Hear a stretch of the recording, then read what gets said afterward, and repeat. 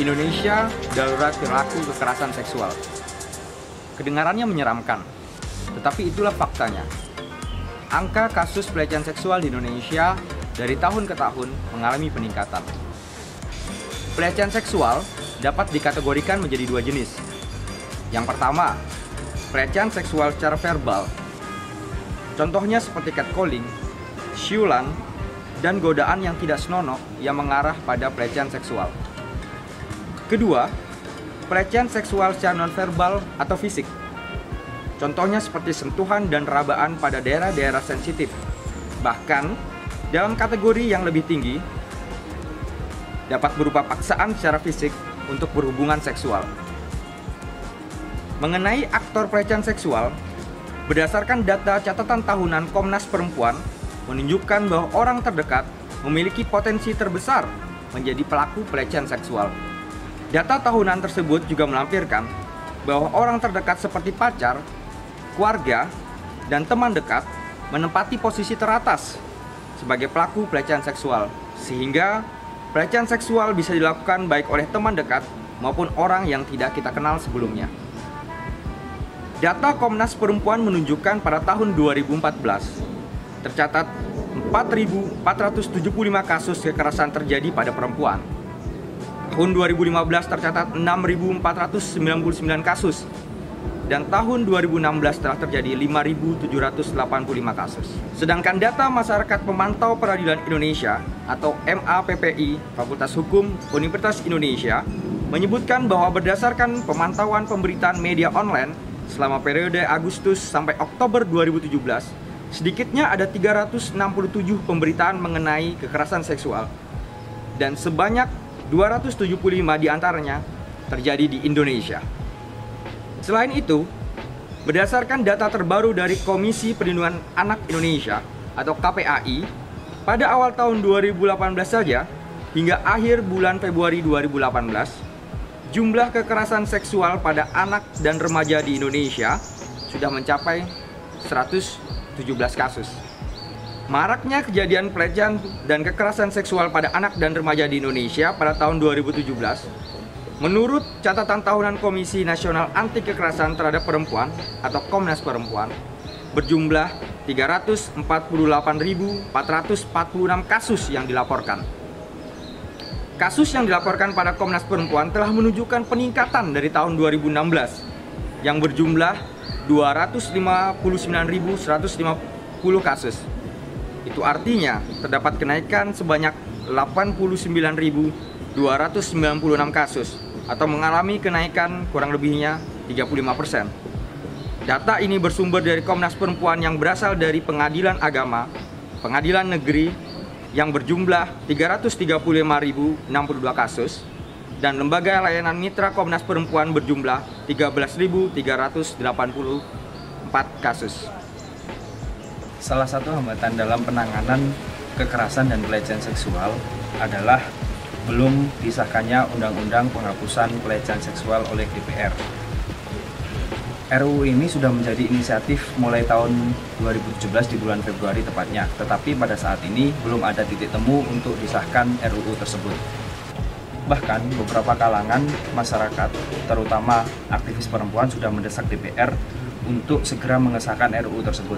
Di antaranya, organisasi perempuan tersebut adalah JKP3, Cedaw Working Group Invitation, Kongres Wanita Indonesia, Maju Perempuan Indonesia, dan Indonesia Feminist Lawyer Club, dan PP Fatayat NU mendesak DPR untuk segera disahkan, mengingat bahwa masa jabatan DPR ini adalah 2014 hingga 2019.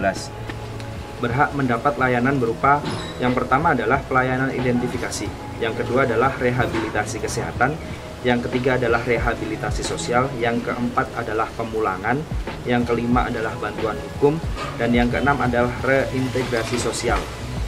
Tetapi masih banyak kasus yang ditangani oleh pemerintah atau yang dilaporkan oleh korban tentang kekerasan dan pelecehan seksual di negara ini yang belum maksimal dalam penanganannya.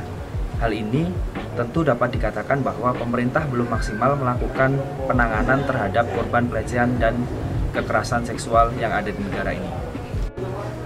Bahkan pemerintah daerah, organisasi masyarakat, lembaga layanan yang menangani anak korban kekerasan dalam melaksanakan pedoman penanganan anak korban kekerasan dapat melakukan pemberdayaan masyarakat. Pemberdayaan masyarakat sebagaimana dimaksud dapat dilaksanakan melalui yang pertama adalah penguatan kelembagaan masyarakat. Yang kedua, peningkatan pendidikan dan keterampilan petugas dalam penanganan kekerasan terhadap anak. Yang ketiga adalah pengembangan jaringan kerja sama dan informasi masyarakat. Tetapi, hal ini tidak dilakukan pemerintah secara maksimal karena masih banyak kasus kekerasan dan pelecehan seksual pada tahun 2016 dan 2017. Bahkan dalam tahun 2016 dan 2017 mengalami tren peningkatan yang sangat signifikan. Tindak kejahatan yang saat ini marak terjadi di Indonesia, salah satunya adalah pelecehan seksual pada perempuan, khususnya pada anak dan juga remaja. Pelecehan seksual adalah segala macam bentuk perilaku yang berkonotasi seksual yang dilakukan secara sepihak dan tidak diharapkan oleh orang lain yang menjadi sasaran hingga menimbulkan reaksi negatif seperti rasa malu, marah, tersinggung, dan reaksi negatif lainnya pada diri orang yang menjadi korban pelecehan. Lalu, bagaimana peran pemerintah dan juga masyarakat dalam menangani kasus pelecehan seksual ini? Pemerintah adalah pihak yang bertanggung jawab penuh terhadap permasalahan rakyatnya. Termasuk dalam hal ini adalah menjamin masa depan bagi anak-anak kita sebagai generasi penerus bangsa. Pemerintah dirasa sangat perlu memperbaiki undang-undang, terutama mengenai hak-hak perempuan dan anak-anak, memperberat hukuman bagi para pelaku, dan memberikan pendidikan mengenai kekerasan seksual pada perempuan khususnya pada anak dan remaja, sehingga paradigma kekerasan dan pelecehan seksual sebagai sesuatu yang lumrah menjadi hilang. Pemerintah berperan menetapkan ketentuan hukum dalam peraturan perundang-undangan baik dalam Undang-Undang Dasar 1945 maupun KUHP. Korelasi Undang-Undang 1945 terhadap masalah ini ada pada pasal 27 ayat 2 yang berbunyi, tiap-tiap warga negara berhak atas pekerjaan dan penghidupan yang layak bagi kemanusiaan, dan pasal 28I ayat 2 yang berbunyi, setiap orang berhak bebas dari perlakuan yang bersifat diskriminatif atas dasar apapun dan berhak mendapatkan perlindungan terhadap perlakuan yang bersifat diskriminatif itu. Kitab Undang-Undang Hukum Pidana atau KUHP secara umum juga dapat dijadikan landasan dengan ancaman hukuman seperti yang diatur pada pasal pencabulan 289 sampai 299. Saat ini sebenarnya juga belum ada perundang-undangan yang secara spesifik menangani tindak kekerasan seksual. Rancangan Undang-Undang Pencegahan Kekerasan Seksual masih menjadi polemik di tataran pemerintah. Dalam konteks pendidikan seksual, di Indonesia sendiri, pemerintah tidak secara langsung memasukkan edukasi seksual ke dalam kurikulum. Hal ini dikarenakan pendidikan seksual masih dianggap tabu dan terlalu vulgar apabila langsung dimasukkan ke dalam kurikulum pelajaran. Sehingga yang ada saat ini, edukasi seksual hanya masuk secara eksplisit ke dalam materi kesehatan reproduksi pada pendidikan di Indonesia. Untuk jenjang sekolah dasar sendiri, Kemendikbud tidak secara langsung menyajikan pendidikan tentang seksual, dan di tingkat sekolah dasar tersebut, proses pembelajaran seksual masih dimasukkan ke dalam mata pelajaran yang sifatnya tematik. Pasalnya, di sekolah dasar itu belum ada pelajaran yang sifatnya membahas mengenai reproduksi atau seksual, seperti yang ada di sekolah menengah pertama dan juga sekolah menengah atas. Namun saat ini Kemendikbud hanya bisa mengeluarkan regulasi mengenai kurikulum yang diperlukan untuk menunjang pengetahuan dan juga pembentukan karakter bagi para pelajar.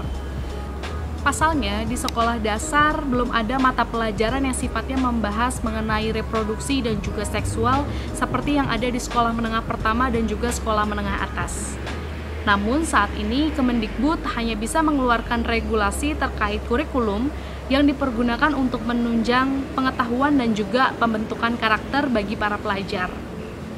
Nah, Kebijakan-kebijakan pemerintah ini tentunya tidak akan dapat berjalan dengan baik apabila tidak didukung oleh masyarakat yang terlibat di dalam upaya nyata. Hal paling buruk yang mungkin terjadi selama implementasi kebijakan-kebijakan ini adalah masyarakat akan terus melindungi para pelaku dan perempuan akan tetap enggan mencari pertolongan. Pendekatan yang utuh melibatkan pemimpin masyarakat, organisasi perempuan, orang tua, dan keluarga. Ini akan membuat masyarakat berpikir ulang tentang konsep seksualitas dan pelecehan seksual. Baru-baru ini, Perdana Menteri Australia, Scott Morrison, menyampaikan permintaan maaf atas nama bangsa Australia kepada anak-anak korban pelecehan seksual.